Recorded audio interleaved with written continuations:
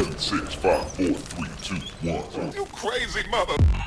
What is up, everybody? My name is Dane Thompson. Welcome back to another episode of BurnDown. So, in this episode, what I would like to do is kind of address what I have going on and also introduce this kind of little series thing that I think I'm going to start doing. So, pretty much every video I have is car-related content. It's me working on this, buying that, trying to race this, trying to fix that. And that kind of content is very difficult to make because it does take time. I actually have to physically go do stuff. And I'm realizing that stuff's getting lost in the mix because I just went from like a normal video of us racing to, hey look, I have a car, to, hey, I have a Winnebago, to I'm doing other stuff, and there's a disconnect. So I think every Thursday from here on out, it'll give me a chance to sit down, talk to you guys, answer questions, kind of fill you in because there's multiple projects that I'm trying to tackle and I'm just one guy, and sometimes there's bigger gaps in between what I have, what I don't have, and where we're at. So I'm gonna use Thursdays to sit down and do just that, and that way I can kind of go back and forth with you guys if you have questions, if you want to see some stuff, if you're like, hey, where's the Maverick, where's the Winnebago, where's all that stuff, at least I can answer it here. With that being said, I don't have the Maverick anymore, unfortunately. Anyways, let me cover a few things of what I'm working on and what you can expect to see hopefully in the next coming months. But man, I have a lot on my plate. So first things first, let's start with everybody's favorite, the Malibu. So the Malibu, if you watched the episode where I went to Vegas to grudge race my buddy Richard with the F-bomb, and I lost.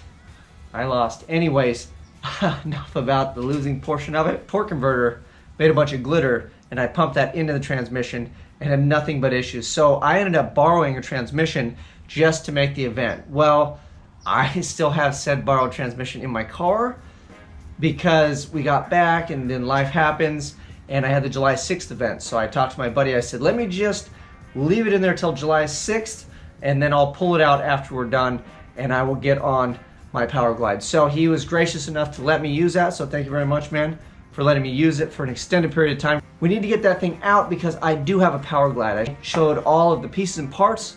I got to put together a Power Glide, which I'm gonna do myself. I have no idea what I am doing, but we're gonna bring you guys along with all the struggle, and I figure if I can show you and do it and I get to the point to where the thing actually works, that hopefully gives somebody out there some inspiration to go, hey, you know what? If that guy can do it, maybe I can do it, because that's kind of what this whole channel is about. So I have the Power Glide going in. Well, I have a TH400 right now. Anybody that knows transmissions knows that the 400 and the Power Glide are different sizes, different spline outputs, so that basically screws my driveline that is in the car that is actually new that I got when I put the TH400 in. Well, because that is down, I have to either modify it or probably have a new one made with bigger U-joints. And then now we're going to the rear end, I have to make a new drive shaft, and since it's a slippery slope, of course I got a trans brake on the Power Glide. We want to leave on a trans brake, which is basically a button you let go of, and then the car just gets all the power at once. It's kind of like popping the clutch in a clutch-driven car. So it should make the 60-foot times quicker. It should make the car more fun to watch because I'll actually be able to launch it instead of just coming out of the hole like a freaking snail like it does now. But that is not good for the rear end, which that rear end has been a trooper. I have nothing bad to say. It's a 10-bolt, 8.2 ring gear, probably one of the weakest rear ends GM made, and everybody in the whole internet says, oh, you'll just blow that to pieces, you'll blow it to pieces. Well, 580 horsepower to the wheels later, or actually over that, still haven't blown it to pieces, it's still in there. We can go outside right now and go do a burnout, but that is probably why it's survived, because I can go do a burnout. I haven't really been hooking up too well because I don't have very big tires, which brings me to the other point I was getting at with the rear end is we're gonna put a 9-inch in. I got a 9-inch housing, and then I was fortunate enough to find a third member last weekend at the swap meet because the car gods are awesome for 80 bucks. It's not a nodular case, but again, back to the old internet, though everything except a nodular case is junk. You'll blow it apart, you'll split it. Well, we're gonna stuff that one in there because it was $80 whole, and if we blow it up, I'll go, they were right. And if we don't, I'll go, they weren't right. So we're gonna put the 9-inch in. Well, if you're gonna put a 9-inch in and you're having traction issues with the small tire you have now, you might as well go to a larger tire. So you guys can kind of see where this is going. The Malibu's gonna be down for a while. Pretty much the entire drivetrain all the way back to brand new wheels and fatter tires is where that thing is headed. And then after that is all said and done, depending on how long it's down and everything else, I think I'm going to put some safety in it because I would really like the car to be fast. I mean, I know that everybody loves daily driven cars and it's a street car. I'm going to keep the plates on that car indefinitely as long as I can. But ultimately, I want that car to go as fast as my budget and talent will allow. So the budget is very small. The talent is much larger than the budget I'm working with. And I'm hoping that's what gets that car to the next level because I don't have a lot of money to throw at it. Like I said, I got an $80 third member that I'm overjoyed to get. You can see what we're doing, where we're playing with that. And then also on the 9-inch, I'm gonna be cutting that down because I got some used axles. So I'm gonna cut the housing to fit the axles I got. So it's all budget stuff. We're gonna be welding that up, doing everything myself on that as well. So yeah, it's gonna make for a good time.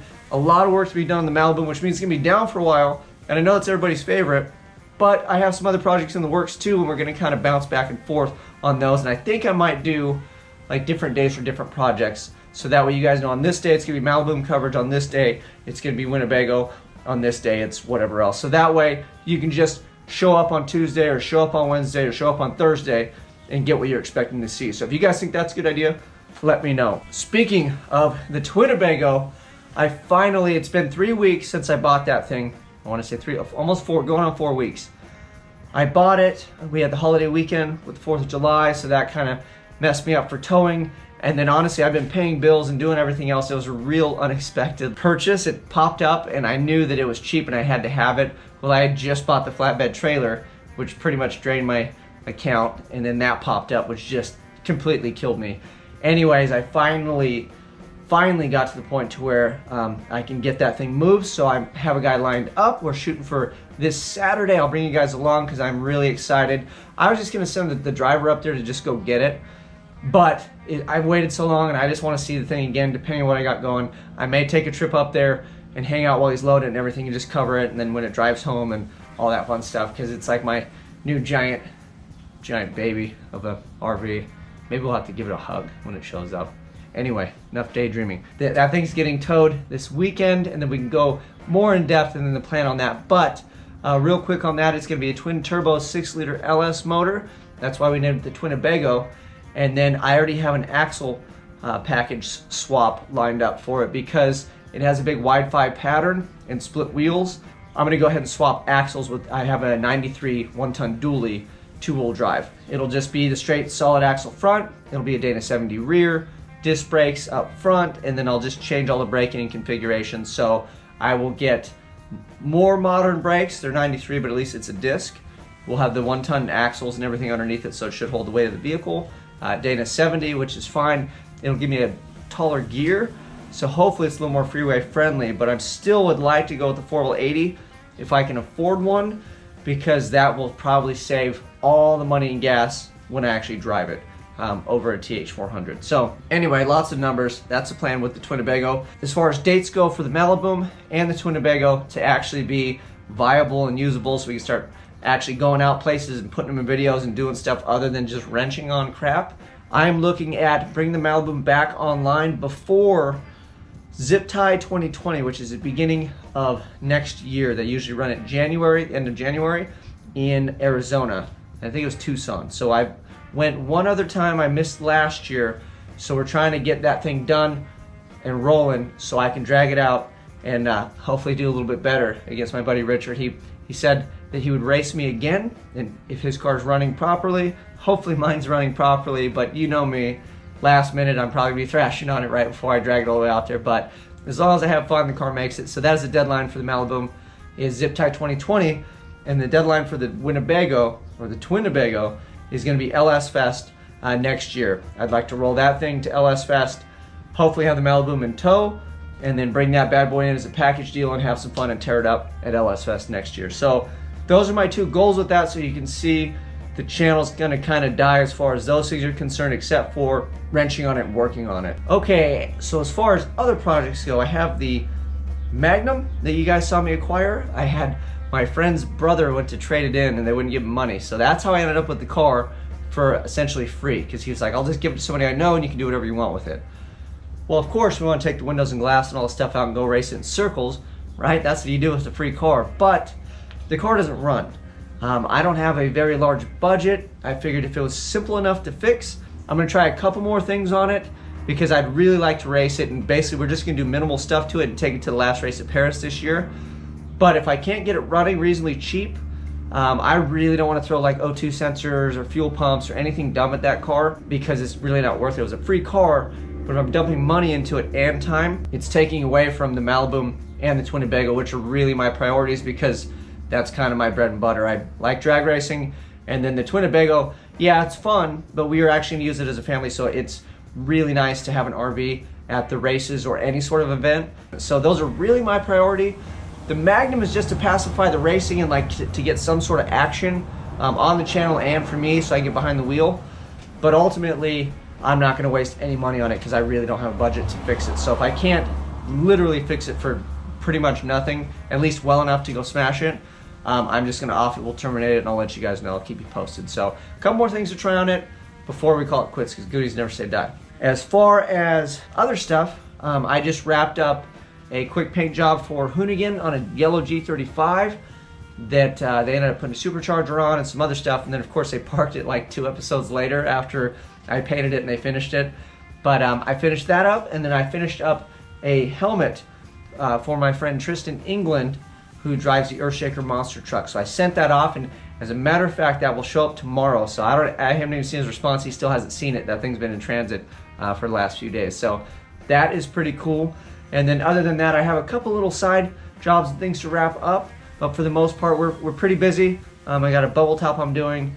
I'm gonna do some major surgery on a, what is that thing? It's a crew cab, like a late 70s crew cab. I got some major surgery on a Chevy coming.